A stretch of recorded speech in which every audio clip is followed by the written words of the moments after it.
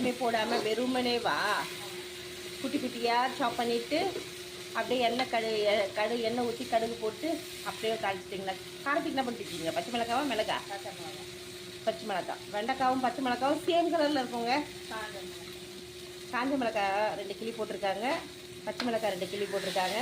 சிம்மில் வச்சு அதை அப்படியே வதக்கணுங்க. வெண்டைக்காய் வந்து குட்டி குட்டியாக சாப் பண்ணுங்க.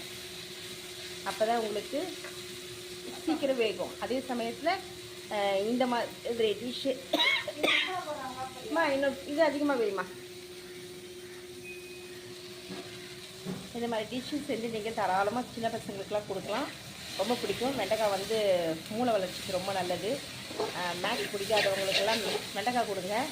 ஸோ வெண்டைக்காய் சாப்பிட்டா நல்ல மேக்ஸ் வரும், நல்ல ஞாபக சக்தி வரும். பொதுவாக மேக்ஸ் பிடிக்காதவங்களாம் வெண்டைக்காய் சாப்பிட்லாம்.